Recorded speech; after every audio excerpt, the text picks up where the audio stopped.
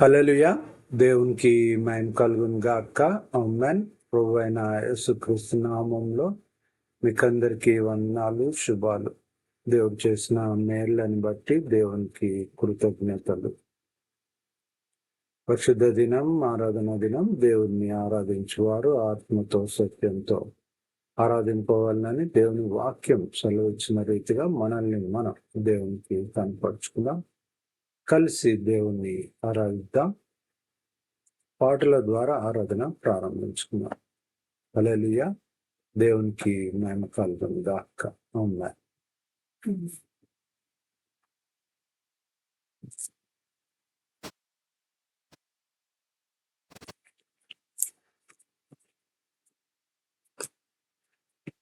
కుతూహల మార్బాటమే నా యేసుని సన్నిధిలో, కుతూహల మార్బాటమే నా యేసుని సన్నిధిలో, ఆనందమానందమే నా ప్రియుని సముఖములో, ఆనందమానందమే నా ప్రియుని సముఖములో, కుతూహల మార్బాటమే నా యేసుని సన్నిధిలో, కుతూహల మార్బాటమే నా యేసుని సన్నిధిలో, పాపమెల్ల తొలగెన్, రోగమెల్ల తీరన్ యేసుని రక్తముతో, క్రీస్తునందు జీవం, కృపతో విమోచన పరిశుద్ధాత్మతో,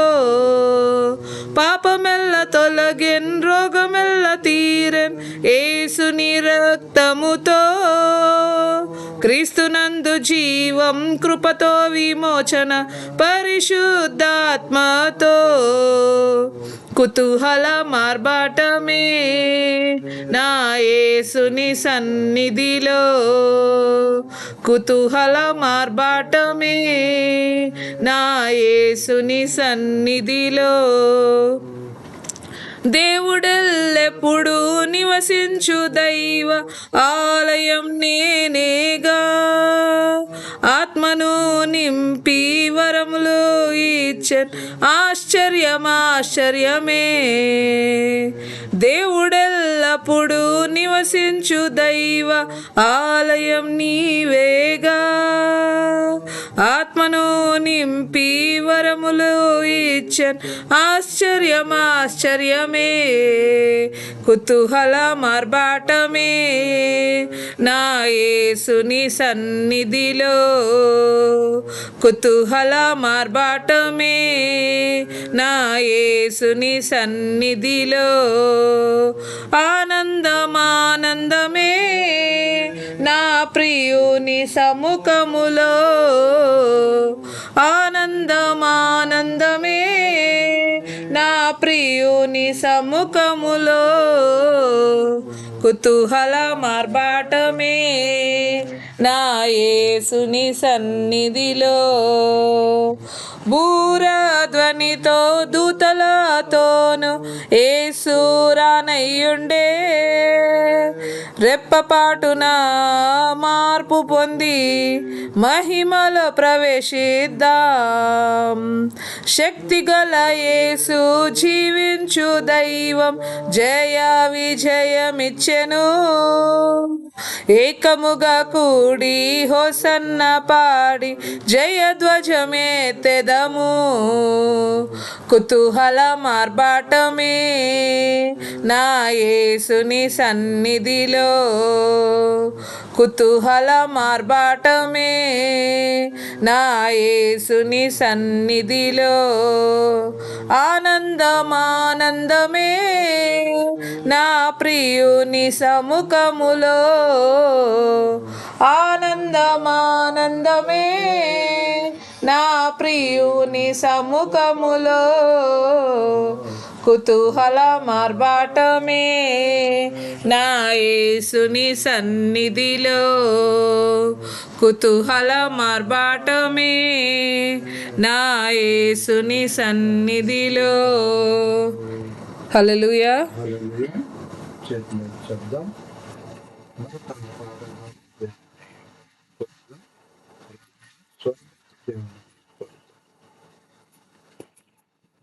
యెహోవా సన్నిధిని నీ స్తోత్ర గానముతో, యెహోవా సన్నిధిని నీ స్తోత్ర గానముతో, మహోపకారునకు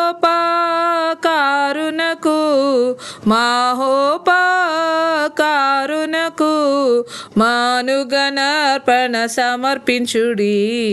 యెహోవా సన్నిధిని నీ స్తోత్ర గానముతో, ప్రభువడుగు నర్పణలు ప్రేమ కృతజ్ఞతలు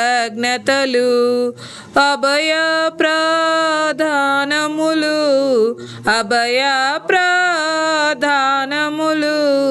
విభునకు నీయుడు విరివిగను. యెహోవా సన్నిధిని నీ స్తోత్ర గానముతో, రిక్తహస్తములతో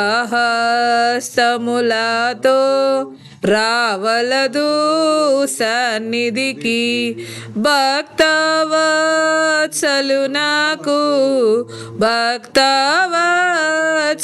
నాకు శక్తి కొలది మీరర్పించుడి. యెహోవా సన్నిధిని నీ స్తోత్ర గానముతో, యెహోవా జనులారా ఈయుండి మనసారా, యెహోవా ఇచ్చినది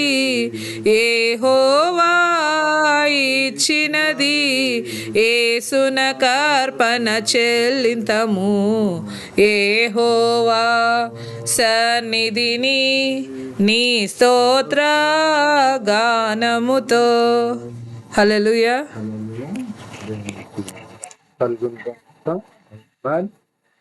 చెట్లు చెప్దాం. హల్లెలూయా.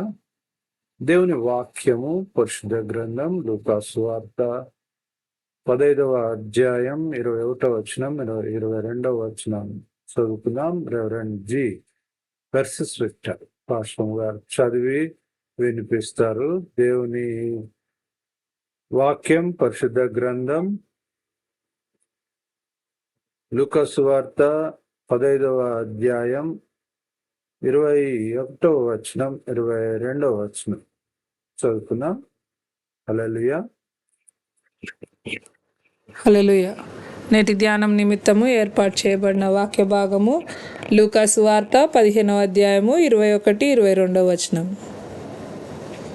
The scripture portion for this hour of meditation is from Gospel according to Luke 15th chapter 21st and 22nd verses. అప్పుడు ఆ కుమారుడు అతనితో, తండ్రి, నేను పరలోకమునకు విరోధముగాను నీ ఎదుటను పాపము చేసి తిని, ఇక మీదట నీ కుమారుడనని అనిపించుకొనుటకు యోగ్యుడను కాననెను. అయితే తండ్రి తన దాసులను చూచి ప్రశస్త వస్త్రము త్వరగా తెచ్చి వీనికి కట్టి వీని చేతికి ఉంగరము పెట్టి పాదములకు చెప్పులు తొడిగించుడి, క్రొవ్విన దూడను తెచ్చి వధించుడి, మనము తిని సంతోషపడుదము. దేవుడు వాక్యంలోని జ్ఞానమును సత్యమును మనకు తెలియజేయునుగాక. ఆమెన్.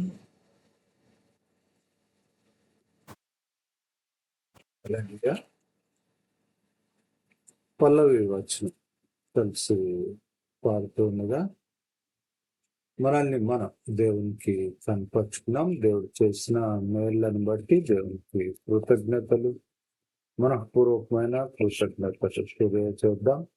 దేవాన్ని సన్నిధి మాతో కూడా వాక్య రూపకంగా దర్శించింది. ఆ విధంగా దేవుణ్ణి సమీపిద్దాం. వాక్యం జీవంగా హృదయంలో ముద్రింపదగా యోగ్యమైన సమర్పణ, హృదయ సమర్పణ చేద్దాం. మనల్ని మనం పరీక్షించుకుందాం. పల్లవి వచనం పాట పాడుతుండగా ఏకీభవిద్దాం. హల్లెలూయా. ప్రియ యేసు నిర్మించితివి, ప్రియమార నా హృదయం ముదమారవసించునా. హృదయాంతరంగమున ప్రియ యేసు నిర్మించితివి, ప్రియమార నా హృదయం ముదమారవసించునా.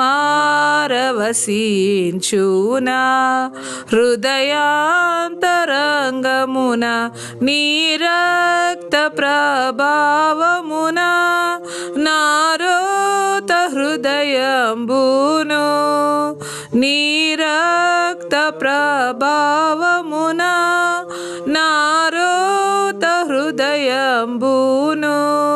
పవిత్ర పరచుము తండ్రి, ప్రతి పాపమును కడిగి ప్రియ యేసు నిర్మించితివి, ప్రియమార నా హృదయం ముదమారవసించునా.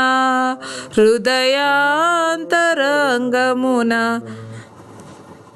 వికసించే విశ్వాసంబు వాక్యంబును చదువగనే, వికసించే విశ్వాసంబు వాక్యంబును చదువగనే.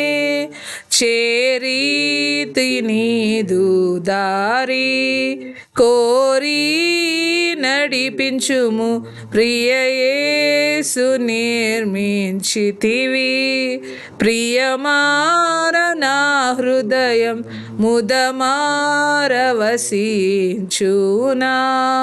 హృదయాంతరంగమున తండ్రి వందనాలు, స్తుతులు, స్తోత్రములు. మీరు చేసిన మేళ్ళను బట్టి వందనాలు, మీరు చూపిన కృపను బట్టి వందనాలు. ప్రభువా, మేలు చేత మమ్మను తృప్తిపరుస్తున్న దేవుడవు, భూమియు దాని సంపూర్ణతయు నీవై ఉండగా ప్రభువా తండ్రి, సర్వ సృష్టిని మాట వినును ప్రభువా తండ్రి. సృష్టిలోని మానవులం తండ్రి నాయన, మీ మాట దాటకుండునట్లు మాకు సహాయం చేయము. మీ కట్టడాలను అనుసరించి జీవించడానికి మాకు సహాయం చేయము. మీ వాక్యమును జీవాహారం భుజిస్తుండగా ప్రభువా తండ్రి నాయన, నీకు ఇష్టమైన వారంగా నీవు మెచ్చే పనులు చేస్తూ నాయన నిన్ను ఘనపరుస్తూ ముందుకు వెళ్ళటానికి కావాల్సిన జ్ఞానము మాకు అనుగ్రహించండి.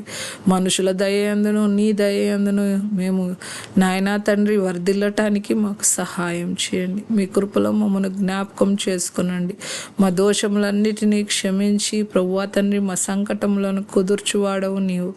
సహాయం చేయమని కోర్చు. ప్రతి విషయం నీ దయగల హస్తాలకు అప్పగిస్తూ యేసు నామంలో ప్రార్థించి వేడుకొంచున్నాము తండ్రి.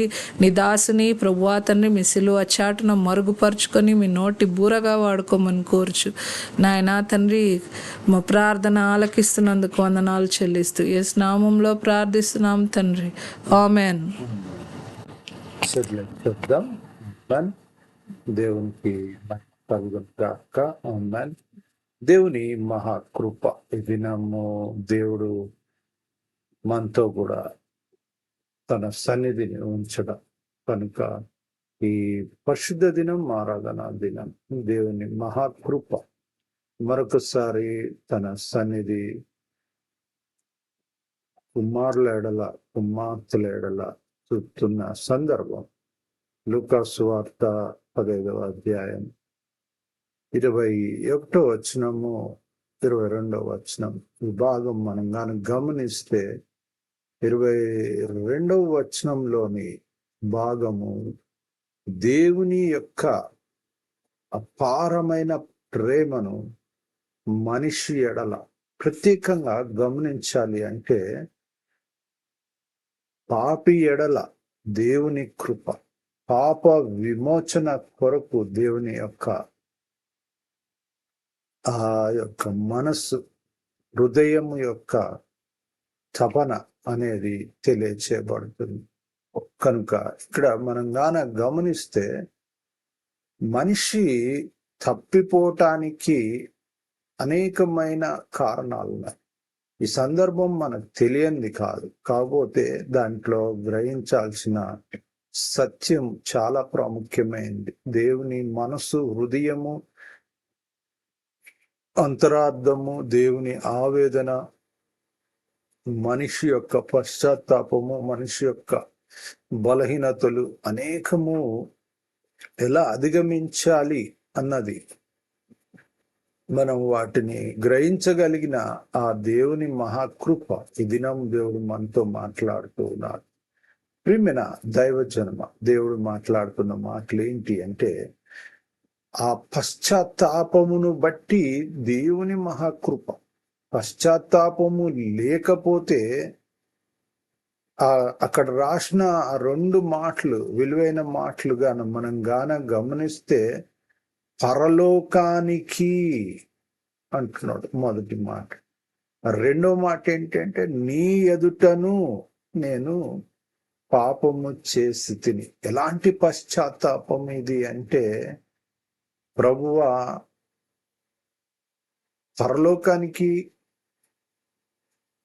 మరియు నీ ఎదుటను నిలబడుతున్న నా పాపములను నేను ఒప్పుకొనుచున్నా అన్న సందర్భం ఇది. చాలా మటుకు ఇక్కడ మనము గమనించాలి. ఆ తప్పిపోయిన స్థితి ఏంటిది అంటే, దేవుడు మనకు అనుగ్రహించిన ఒక మహదైశ్వర్యము, లేకపోతే ఉన్నతమైన స్థానం, దాన్ని ఏమంటున్నాడంటే నీ కుమారుడను అనిపించుకొనుటకు అంటున్నాడు. అనిపించుకొనుటకు అంటే ఇక్కడ ఎంత పశ్చాత్తాపం. కనుక ఇక్కడ ఈ 2 సందర్భాలుగాన మనము గమనిస్తే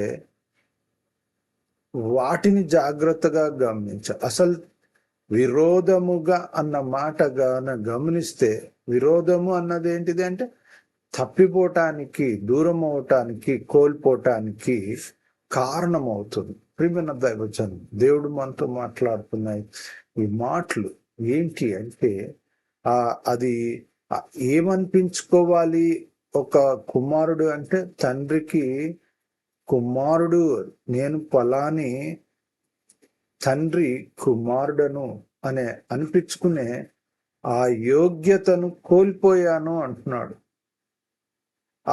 ఆ యోగ్యత యోగ్యుడను కాను అంటున్నాడు. పశ్చాత్తాపం ఏంటిది అంటే, పాపము చేస్తుని యోగ్యుడను కాను.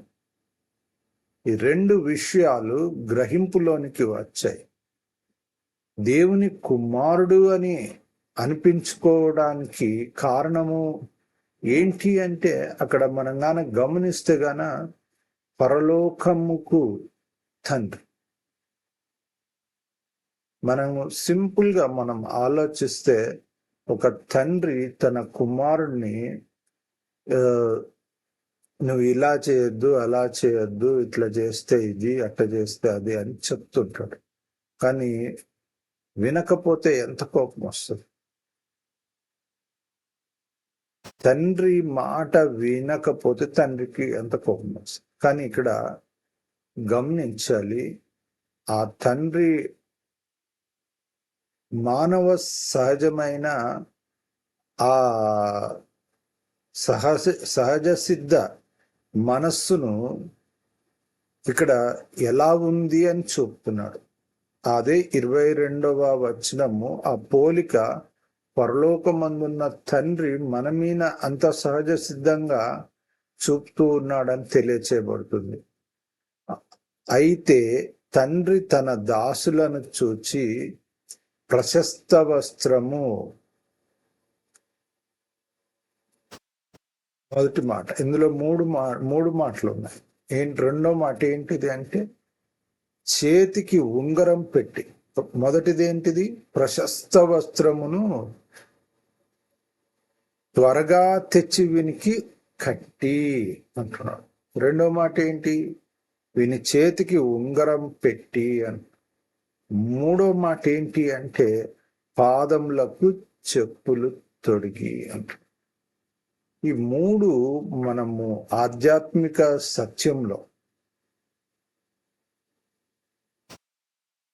మనం ఆలోచిస్తే చాలా ఉన్నతమైన మీ క్రియలు మురికి గుడ్డల వలె ఉన్నాయి అనే సందర్భాన్ని ఒకసారి మనం గాన గమనిస్తే గన ఇక్కడ ప్రశస్త వస్త్రము, మురికి గుడ్డలు. ఇప్పుడు శరీరాన్ని ఆలోచించినప్పుడు వస్త్రము చాలా ప్రాముఖ్యమైనది. అందులో ప్రశస్తమైన వస్త్రాలు చాలా ప్రాముఖ్యమైనవి. ఇక్కడ ఈ రెండిట్లో మురికి గుడ్డలు, ప్రశస్త వస్త్రము అన్నవి దేన్ని తెలియచేస్తూ ఉన్నాయి? లోకంలో లోక క్రియలను, లేదంటే మనిషి బలహీనతను, పరలోకానికి విరుద్ధమైన, అందుకనే పరలోకానికి నీ సన్నిధికి విరోధముగా అంటున్నాడు. అంటే ఏంటి అంటే ఆయన సొంత జ్ఞానం ఇక్కడ రాశాడు. ఆ జ్ఞానం ఏంటిది అంటే బాగా తెలుసుకోవాల్సిన విషయాలు ఇక్కడ రాశాడు. ఏంటిది అంటే భాగము అని రాసింది. నా భాగము నాకు పంచిపెట్టు. రెండవది ఏంటిది అంటే తీసుకున్న భాగమును మొత్తము దుర్వ్యాపారంలో ఖర్చు పెట్టడం రెండవది. మూడవది ఏంటిది అంటే అక్కడ తనకు కలిగినది మొత్తము అయిపోగొట్టినాక ఆయన పెద్ద కరువు వచ్చింది అంటున్నాడు. మూడవది ఇక్కడ మనం గమనించాలి. ఇది ఆధ్యాత్మిక స్థితిని, మనిషి భౌతిక స్థితిని రెండు ఎక్స్ప్లెయిన్ చేస్తుంది. ఫైనాన్షియల్ క్రైసిస్ అన్నది కూడా ఇక్కడ దాగి ఉంది. భౌతిక స్థితి ఏంటి అంటే శరీరానికి కావలసిన సదుపాయాలు, సామాజిక సదుపాయాలు. ఇక్కడ మనం కానీ గమనిస్తే గాన నువ్వు పశ్చాత్తాపము అంటే మెలకువ కలిగి ఉండకపోతే, ఆధ్యాత్మిక శక్తి చేత నింపబడలేకపోతే, మారు మనసు పాప క్షమాపణ నువ్వు గ్రహించలేకపోతే ఏం తప్పిపోతున్నావు అంటే నీ కుమారుడను అనిపించుకొనుటకు యోగ్యుడను కాదు. అంతటితో ఆగిందా అది అంటే ఆగలేదు. ఏమైంది? పరలోకానికి దేవునికి ఎదుట ఏం పాపము చేయటానికి కారణమైంది. ఈ కారణాలు కూడా ఇక్కడ నాకు భాగమిమ్ము అనడం ఒకటి, దానివల్ల పంపకము అన్నది పంచిపెట్టెను అని రాయబడింది రెండవది. అదంతా దూరదేశానికి తీసుకువెళ్ళటము, దుర్వ్యాపారం చేయడము, నష్టపోవటం. ఇది మూడవది. నాలుగవది ఏంటిది అంటే గొప్ప కరువు రావటం, దానివల్ల ఎక్కువ ఇబ్బంది పడటం. మనం పెట్రోల్ లేకపోతే, డీజిల్ లేకపోతే, గ్యాస్ లేకపోతే ఎంత ఇబ్బంది పడ్డామో అంతకన్నా భయంకరమైన ఇబ్బంది తెలియజేయబడుతుంది. ఫైనాన్షియల్ క్రైసిస్ యొక్క హెచ్చరికను మాత్రమే మనము చూస్తున్నాము. రాబోయే స్పిరిచువల్ క్రైసిస్ కూడా ప్రారంభమైంది. అది ఎవరు గ్రహించటం లేదు. దాని కొరకు దేవుడు మాట్లాడుతున్నాడు ఈ అధ్యాయము, ఈ వచనము ద్వారా. ప్రియమైన దైవజనము, దేవుని కొరకు నువ్వు ఉండాల్సింది ఏంది అంటే ఆ ప్రశస్తమైన వస్త్రం కలిగి ఉండాలి. నీకు దేవుడు అందించిన ఆ చేతి, ఆ వేలి ఉంగరమును కలిగి ఉండాలి. నువ్వు ప్రకటన గ్రంథం ఇంకా నువ్వు బాగా గమనిస్తే గాన ఎస్తేర్ గ్రంథంలో మొర్దెకైకు ఆ ఉంగరము ఇయ్యబడ్డది, రాజముద్ర కలిగిన ఉంగరం. అది కలిగి ఉన్నప్పుడు ఆయన ఎంత గొప్ప కార్యాలు చేశాడు అన్నది నువ్వు గుర్తు చేసుకుంటే ఆ అధ్యాయంలో, ఆ గ్రంథంలోని మాట, అతని వ్రేలికి రాజముద్ర కలిగిన ఉంగరము అతనికి ఇయ్యబడ్డది. అంతకుముందు ఆ ఉంగరము ఎవరి దగ్గర ఉన్నింది? పరలోకానికి దేవునికి విరోధంగా పోతున్న వ్యక్తి హామాను దగ్గర ఉన్నది. అది దేవుని ఏర్పాట్లో తిరిగి మొర్దెకైకు అది అక్కడి నుంచి ఇక్కడికి తీసుకురాబడ్డది. మరి అక్కడి సందర్భం ఇక్కడికి ఏం కనెక్ట్ అంటే, అక్కడ పశ్చాత్తాపము లేని జీవితం. ఇక్కడ మనం ఎందుకు గుర్తు చేసుకుంటున్నామంటే దేవుని పిల్లలకు.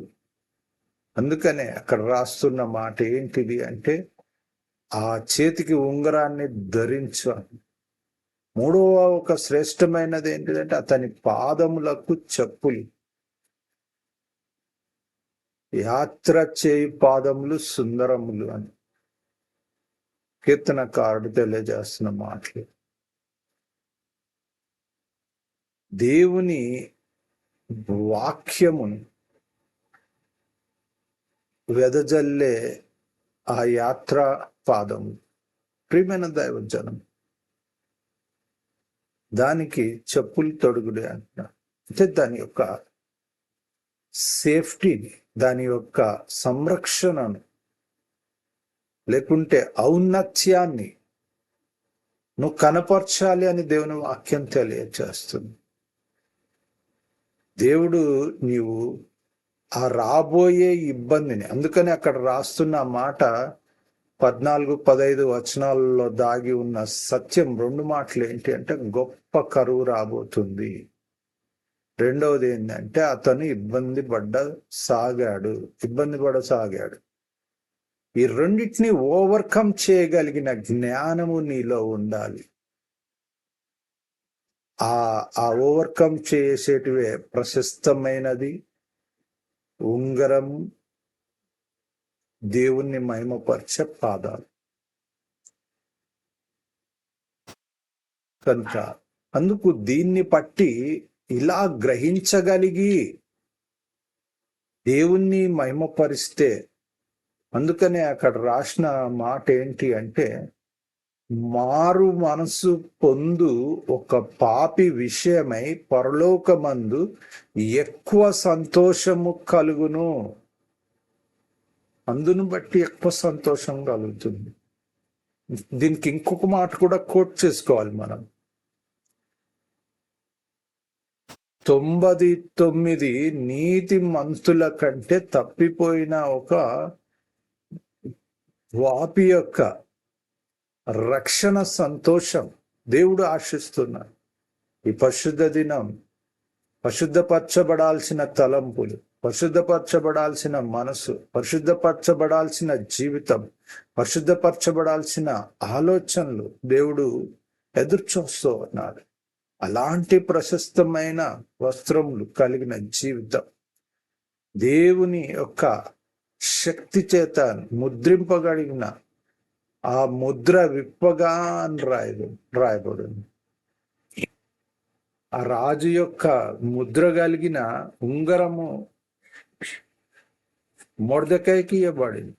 అలాంటి గొప్ప శక్తి చేత నువ్వు నింపబడాలి. ఈ అంత్యకాలం అపాయకరమైన దినములలో దేవుని గొప్ప జ్ఞానం, దేవుడి దినం మనతో మాట్లాడుతున్నాడు. అందుకనే అక్కడ కంక్లూడ్ చేస్తున్నాడు, నువ్వు వేరే వాళ్ళ గురించి ఆలోచించకు. దేవునితో ఉన్న శక్తిలో ఇంకా దేవుని చేత నడిపింపబడుతున్న ఆయనకు ఒక డౌట్ వచ్చింది. అందుకు ఆయనకు చెప్తూ ఉన్నాడు, ఆయన నీవు ఎల్లప్పుడూ నాతో కూడా ఉన్నావు, నావన్నీ నీవే అంటున్నాడు. డౌట్ బొడ్డ ఆయనకు చెప్తున్నాను. ప్రియమైన దైవజనం, ఈ దినం డౌట్ ఉంటే డౌట్ పడకు అని కూడా సమాధానం ఇస్తూ ఉన్నాడు. కానీ ఇక్కడ ఎటొచ్చి తప్పిపోవటానికి కారణాలు ఏంటి? దేవునిలో నిలుచున్న వ్యక్తి కూడా నేను అలా చేయలేదు కదా, నువ్వు నన్నెందుకు అలా నువ్వు నన్ను బట్టి సంతోషించి నేను సంతోషించటానికి ఏర్పాట్లు చెయ్యలేదే అన్న ప్రశ్న కూడా వేశాడు అక్కడ. కానీ తప్పిపోయిన స్థితి ఏంటిది అంటే ఎంత భయంకరమైంది అంటే అలా తప్పిపోవటానికి వీలు లేదు అని దేవుడు హెచ్చరిస్తున్నాడు ప్రియమైన దైవజన్మ. అందుకనే అక్కడ ఇంకొక 2 మాటలు కోట్ చేస్తున్నాడు డౌట్ లో కూడా. నీ ఆజ్ఞను నేను ఎప్పుడునూ మీరలేదే అంటున్నాడు. ఇంకొక మాట ఏంటి అంటే నా స్నేహితులతో సంతోషపడినట్లు అంటున్నాడు. లోకంలో ఏం కోరుకుంటున్నారు అంటే భక్తి పరులు, భక్తి లేని వారు ఏంటి అంటే స్నేహితులతో సంతోషపడటానికి ఇష్టపడి తప్పిపోతున్నారా? స్నేహితులతో సంతోషిస్తున్న జీవితం దేవుని కుమారులు అన్న ఒక ప్రశస్తమైన నడిపింపులోనికి బలపరచబడుతూ ఉన్నాయి. ప్రశ్నించుకోవాల్సిన జీవితం ఇది నా. అందుకనే ఇక్కడైతే ఈయన ఏం చేశాడు అంటే నీ కుమారుడను అనిపించుటకు నేను యోగ్యుడను కాను అంటున్నాడు, ఒప్పుకుంటున్నాడు. అందుకనే దూరం నుంచి చూసినప్పుడే ఆయన పరిగెట్టి వెళ్ళాడు తండ్రి. ఎందుకంటే పశ్చాత్తాపడ్డాడు. తిరిగి పరలోకానికి దేవుని సన్నిధికి అనుకూలమైన నడిపింపులోనికి వస్తున్నాడని తండ్రి చూస్తున్నాడు. మెడ మీద పడి ముద్దు పెట్టాను అని రాయబడింది దేవుని వాక్యం. గమనిస్తే జాగ్రత్తగా దేవుని వాక్యంలో అన్నమాట. అంటే దేవుని ప్రేమ, వాడు తప్పిపోయినాడని వదిలేయాలి, అవన్నీ పనిష్ చేయాలి, అవన్నీ గుర్తు చేయాలా. మానవ సహజమైన స్వాభావిక భౌతిక లక్షణం. కానీ మహాదేవుని కృప ఎలా ఉంది అంటే గొప్ప ప్రేమను, ఆధ్యాత్మిక సత్యంలో పరలోకానికి విధేయత కలిగి పరలోక రాజ్యం యొక్క శక్తి చేత ఎలా నువ్వు తిరిగి నింపబడతావు అన్న ఆ నడిపింపును కూడా చూపిస్తున్నాడు దేవుడు ఈ వచన భాగం ద్వారా. కనుక ప్రియమైన దైవజనమ, దేవుని సన్నిధి. అందుకనే అక్కడ రాస్తున్న మాట ఏంటి అంటే ఆ ఒప్పుకోలు అన్నది ఆశీర్వాదంలోనికి నడిపింపబడు. ఆశీర్వదింపబడిన జీవితంలో నువ్వు ఒకవేళ బలహీనంగా ఉన్నావా, నీవు ఎల్లప్పుడూ నాతో కూడా ఉన్నావు, డౌట్ పడుతున్న జీవితాన్ని చెప్తున్నాడు మాట. అవన్నీ నీవే, నువ్వు డౌట్ పడకు అన్న మాట కూడా అక్కడ చెప్తున్నాడు.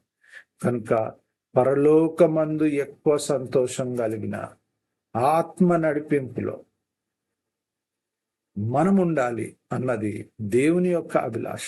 కనుక ప్రియమైన దైవజన్మ, ప్రభువా నీ సన్నిధి అనేం రాస్తూ ఆ మాటలు గాన తెలియచేస్తున్న మాటలు గాన మనం గాన గమనిస్తే గాన అటువలే మారు మనసు పొందు ఒక్క పాపి విషయమై దేవుని దూతల ఎదుట సంతోషం కలుగునని మీతో చెప్పుచున్నానని. అంటే దేవుని దేవదూతలతో కూడా సంతోషించే సందర్భం ఏంటిది అంటే తప్పిపోయిన స్థితిలో నుంచి మారు మనసు అంటే రక్షణ సంతోషంలో ఏ బిడ్డ అయితే అడుగు పెడతాడో దేవునికి కూడా అది సంతోషం. ఎందుకు దేవుడు అంతగా ఎక్కువగా సంతోషపడుతున్నాడని తెలిస్తే ఆయన హస్తకృత్యమైన ఈ సృష్టి అది ఇంకా బలహీనపడి నాశనం అయిపోవటానికి వీల్లేదు. కనుక అది ఎప్పుడైతే పశ్చాత్తాపం మారు మనసులో దేవుని యొక్క రాజ్యంగా మలచబడుతుందో, దేవుని శక్తి చేత నింపబడుతుందో, ఆశీర్వాదకరమైన దేవుని కుమారులు కుమార్తెలుగా భూమిని వర్ధిల్లుతారో దేవునికి అది సంతోషం. కనుక అలాంటి నడిపింపు నాకీ ప్రభువా అన్న బిడ్డలు తల్లోంచి కళ్ళు మూసుకుందాం. ముగింపు ప్రార్థన, దైవాశీర్వాదం, ప్రభు నేర్పిన ప్రార్థన, సెలవు కీర్తనతో పరిశుద్ధ దినం దైవ సన్నిధి ఆరాధన ముగించుకుందాం. ప్రార్థనలోకి వెళ్దాం. తల్లోంచి కళ్ళు మూసుకుందాం. పరిశుద్ధ మౌనతుడ, సర్వశక్తి మికిల్డా ప్రేమ, గొప్ప కనికరంగా నీ కృతజ్ఞతలు, స్తోత్రాలు. నాతో మాట్లాడిన మాటలను బట్టి కృతజ్ఞతలు. వాక్యం విని విడిచిపెట్టేవారు గాక విని గ్రహించి నెరవేర్చి నాయన అందులో అలా ఉన్నదో లేదో అని నాయన చెక్ చేసుకునే గొప్ప ఆధ్యాత్మిక సర్వసత్యంలోనికి నడిపింపబడే జ్ఞానానికి కుమారులు కుమార్తెలుగా వర్ధిల్లటానికి సహాయం చేయండి. నా నోటి మాటలు మా అందరి హృదయ ధ్యానము మీకు అంగీకారకృతం అవ్వను గాక. మీ సన్నిధి నాయన మాతో కూడా ఉంచినందుకు కృతజ్ఞతలు. పరిశుద్ధ దినం దైవ సన్నిధి నాయన వాక్యము హృదయంలో జీవంగా ముద్రింపబడి జీవితపు నాయన అడుగులలో గొప్ప విజయాన్ని పొందటానికి సహాయం చేయండి. వాక్యం వింటున్న ప్రతి బిడ్డను మీరు దర్శించండి. వాక్యపు వెలుగులలో జీవితాలను నీ కుమారులు అని అనిపించుకుంటలో నాయన యోగ్యులై ఉండటానికి నాయన నీ యోగ్యతలో పరిశుద్ధతలో ప్రశస్తమైన వస్త్రం, చేతికి ఉంగరం, పాదములకు చెప్పులు నాయన తొడిగింపబడ్డ ఆ గొప్ప అనుభవములో నాయన రాజముద్ర కలిగిన నాయన స్థితి, గొప్ప అనుభవం ప్రభువా, ప్రశస్త వస్త్రం ప్రభువా. అక్కడ కూడా మొర్దెకైకి రాజవస్త్రములు ధరింపబడ్డాయి. ఇది నాయన అలాంటి అభిషేకంలో వర్ధిల్లటానికి నాయన నీ కృపను నిబిడలకు అనుగ్రహించండి. అంతటి నాయన యోగ్యత, అర్హత, పశ్చాత్తాపం, మారు మనసు పరలోకమందు దేవుడు తన దూతలతో సంతోషించు సంతోషం నాయన పొందున్నట్టుగా నాయన నీ బిడలకు నీ కృపను, కనికరమును, కృపను, క్షమాపణను, ఆత్మ నడిపింపును మీరు అనుగ్రహించండి. ఏసు రక్తం ప్రోక్షిస్తున్నాం, దహించి అగ్ని ఆత్మ వాక్కు విడుదల చేస్తున్నాం. కన్నీళ్లు గారుస్తున్న బిడలు, దుఃఖపడుతున్న బిడలు, బాధపడుతున్న బిడలు, అస్వస్థ అనారోగ్యంతో ఉంటున్న బిడలు, నీవే మా దేవుడు అంటున్న బిడలు నాయనా మమ్మను కనికరించు అని నాయన మీ సన్నిధి మోకాళ్ళు వేస్తున్న బిడలు ప్రతి బిడ్డను మీరు దర్శించండి, ముట్టండి, తాకండి, స్వస్థపరచండి, దీవించి ఆశీర్వదించండి. నాయనా నీ బిడ్డలు నీ వైపు చూస్తున్నాం. విద్య, ఉద్యోగం, లైఫ్ సెటిల్మెంట్, చేతి పని, కష్టార్థం, బిజినెస్, జ్ఞాన, వివాహం, ఉద్యోగం అన్నిటి విషయంలో బిడ్డల తలంపు, క్రియ, ఆలోచన, నడిపింపు, రాకపోకలు, ప్రయాణాలు, డ్రైవింగ్ అంతట్లో క్షేమము నాయన తలంపు, క్రియ, ఆలోచన, నడిపింపు అంతట్లో ఈ విద్యా సంవత్సరం గొప్ప విజయము, జ్ఞానము, జ్ఞాపక శక్తి నాయన ఆయురారోగ్యము, ఆయుష్, ఆత్మ నడిపింపు మెండుగా దయచేయండి. సమకూడు మేలు జరిగించండి. ఈ సన్నిధి నీ బిడలుగా మాతో కూడా ఉంచండి. సమకూడు మేలు జరిగించండి, దీవించి ఆశీర్వదించండి. తిరిగిలాగా మిమ్మల్ని సమీపించి మయంపరచు పర్యంతం సంరక్షించి సేవసంఖ్యలు తెచ్చు, విజయులుగా ఆశీర్వదించు. ఇచ్చిన నీ కృప, దైవ సన్నిధి ఆరాధన బట్టి కృతజ్ఞతలు తెలియజేస్తూ యేసు నామములో ప్రార్థన చేస్తున్నాం తండ్రి, ఆమేన్. చేతులు చెప్దాం. ఆమేన్. దైవాశీర్వాదం తండ్రి, కుమార, పరిశుద్ధాత్మ దేవుని సకలాశీర్వాదం, ఐశ్వర్యం, సన్నిధి, సవసుడు, నీడ, కాపుదల, యెహోవాశీర్వాదం సదాకాలం వాక్యం విని గ్రహించి నెరవేర్చి దేవుని సంతోషపరచు ఆయన కుమారులు అనిపించుకొని ప్రతి బిడ్డకు యెహోవాశీర్వాదం సదాకాలం తరతరములు తోడైనను గాక. ఆమేన్. చేతులు చెప్దాం. ఆమేన్. ప్రభు నేర్పిన ప్రార్థన. పరలోకమందున మా తండ్రి, నామం పరిశుద్ధపరచబడును గాక, నీ రాజ్యం మాకు వచ్చును గాక, నీ చిత్తం పరలోకమందు నెరవేరినట్టు భూమి అందు నెరవేరును గాక. నేడు మాకు కావలసిన అందినారం మా దయచేయండి. మా రుణస్తులను మేము క్షమించున్న ప్రకారం మా రుణం క్షమించు, మా శోధనలో కీడును తప్పించు. ఎందుకంటే రాజ్యం, బలం, మహిమ నిరంతరం నీవన్నావు తండ్రి. ఆమేన్. చేతులే చెప్తాం. ఆమేన్. సెలవు కీర్తనతో దైవ సన్నిధి పరిశుద్ధ దినం దైవారాధన ముగించుకున్నాం. ఆశీర్వాదంబుల్ మా మీద వర్షింపచేయుమిషాన్, ఆశతో నమ్మియున్నాము నీ సత్య వాగ్దానము. మీద కృమ్మరించుము దేవా, క్రమర ప్రేమ వర్షము, కృమ్మరించుము దేవా. ఆమేన్. ఆమేన్.